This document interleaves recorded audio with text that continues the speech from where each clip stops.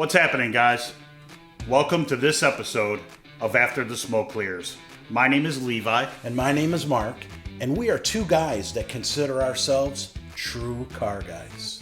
We love everything about cars. And we especially love listening to other car guys talk about their cars. We started this YouTube channel so we could share their stories with you. Each week, we will post a new video featuring a new car guy and his car. Today, we're talking about the 1965 Pontiac Le Mans. Which I think is the absolutely coolest car on the road. Levi, you sound a little biased there. Well, Mark, maybe I am a little biased because today we're going to be interviewing me. Mark calls me the big guy. We're going to be talking about my 1965 Pontiac Le Mans. Levi, would you tell me the difference between a 1965 Pontiac Le Mans and a GTO? 1965 Pontiac made the Tempest, the Le Mans, and they made a GTO package. The package was just simply something you could order, kind of like an upgrade. So they would change the engine, some of the interior, different wheel package, just kind of like you buy a car today. What's the difference in the motor? So the Le Mans came with either a 6-cylinder or it came with a 326 small block V8. All the Pontiac engines are all small blocks. They didn't make a big block. The GTO package came with a 389, which of course had a little more horsepower, a little more giddy up and go, which was cool. But my car has a 1965 389. I also have a Tri-Power. So just a little bling underneath the hood. I think it looks cool. It gives me a little more power in the end. It's a pretty cool engine. Well, instead of standing here talking about it, why don't we go take a look at it? What do you think? I'm ready, Mark. All right, roll that car guy footage. Hey guys, my name is Levi, and I'm a co-founder of After the Smoke Clears. So this is my 1965 Le Mans.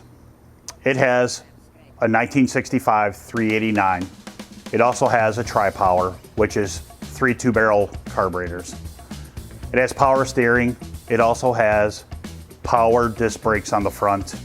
It has drum brakes on the back. I changed that because I like my ribs. The things that I love about my car, I love opening up the hood and seeing the 3 deuces. Seeing 3 two-barrel carburetors is, to me, one of the most historic cool things about the muscle car movement. I love the hood on my car, which is a 1965 GTO hood. I love that I left my car a Le Mans except for the GTO hood. My interior is basically all original, except for I did put in a center console. I love the way the center console looks on a 1965 GTO or Le Mans. My car has a 400 turbo hydromatic transmission, 3-speed. I have a 355 posi rear end. I like the Cregers. Cregers, to me, the Creger SS is the coolest rim that they ever put on the road. Cool thing about mine, I have the 1985 special edition center caps that came out for the 20-year anniversary of Creger. They're not the normal rounded. They kind of have an octagon look to them. In my opinion, it fits the car because they're from 1965. So I thought that was pretty cool. So the day I bought this car, I walked into a barn and I was with my buddy, and inside the barn was a cool dark color teal green 1965 Le Mans that was all original. It still had hubcaps and steel wheels. It had a 326 with a 2-speed power glide in it.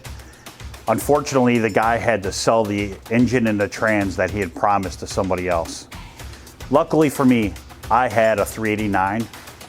I also had a turbo hydromatic 400 transmission, which I gave to him, and he had them rebuilt for me. While he had my engine and trans, he built me the Tri-Power and made my car look like it did in 1965 if it were a GTO. Not sure if you got the chance to see it or not, but my license plates say wannabe. When I knew I was going to get a 1965 Le Mans, I knew that the Le Mans realistically wants to be a GTO. So I thought wannabe was the perfect license plate to get. My car is originally from Colorado. It was sold at a place called Victor Motors. It had a Victor Motors license plate cover on the front at the time, and a friend of mine named my car Victor because of that. So I never took away the name Victor. I thought it was pretty cool. The cool thing about Colorado is Colorado doesn't have any salt.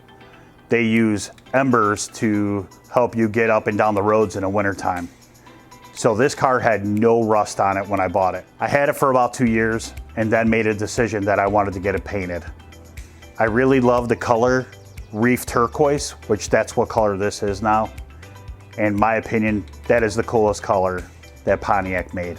So as I said before, the interior is really original. It has 2 little patch panels that were cut out and replaced from where the corners of the top of the seats dried out. But other than that, all the rest of the interior is all original. When I got my car painted, I went ahead and bought all brand new emblems for my car. The old emblems were still in pretty good shape, but the new emblems look so nice, pristine, nice and bright colors. I thought that was the right move. For a pretty low cost, you can put all brand new emblems on your car. So one of the things I've had to do with this car is I'm gonna end up having to change out my heater core. My heater core went bad. Unfortunately, it leaked into the interior a little bit. The week after that happened, I also had my transmission go out. So I just got done replacing the Turbo 400 with another Turbo 400. And luckily she's back on the road and I'm able to enjoy driving it. That's what I bought this car for, was to drive. It is not a show car, it's not a trailer queen. I drive this car. In the last 3 years, I've put about almost 30,000 miles on my vehicle. That's what this car is for driving. The thing I love about being a car guy is that it's the relationships that you make. I meet a lot of people when I go to car shows. I go to a lot of cruise nights.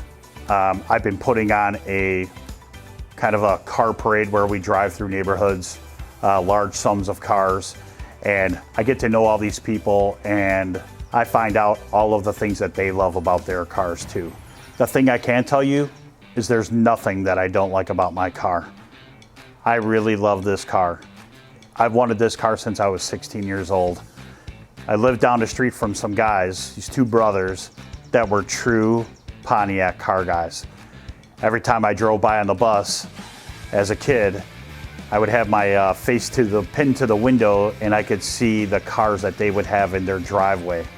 They always had a GTO, a Grand Prix, just always had really cool cars, Trans Ams. I loved seeing their cars, and because they had multiple GTOs, I always really wanted a Pontiac. My first experience with Pontiac is I bought a 1976 Trans Am, which I thought was a really cool car. Unfortunately, it didn't get good enough gas mileage, and I had to let that car go to go get a car that I could get to work a little cheaper on as a kid. As an adult, I'm able to put pretty good gas inside this car and I'm able to drive it a lot, and that's what I really wanted. My name is Levi, and this is my 1965 Pontiac Le Mans, and that's why I'm a car guy. All right, welcome back to After the Smoke Clears. I don't know about you guys, but I was very impressed with that car. It's absolutely beautiful, inside, outside. That motor is like jewelry. And come on, can you eat out of the back of that trunk or what? That thing is so clean.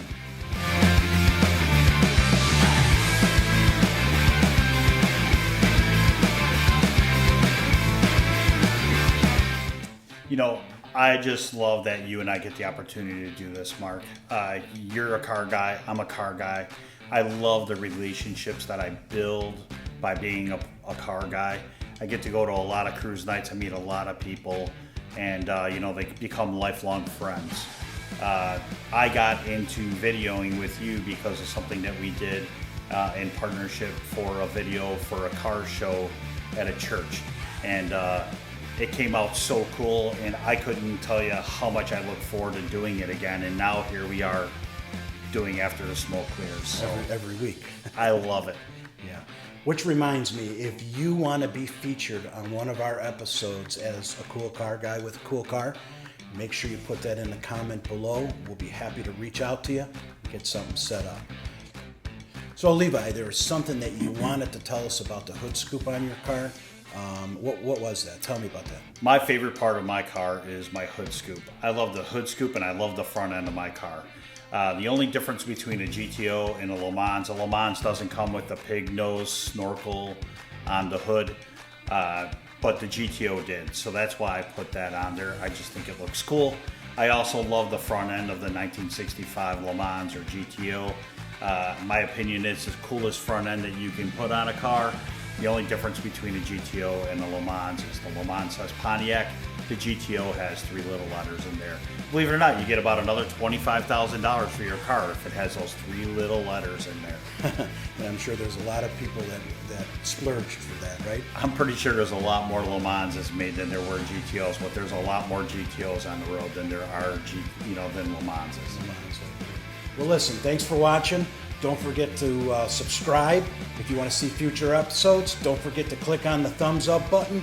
And I always forget to say, if you want a notification that we posted a new video, click the little bell. It rings you when the video's ready.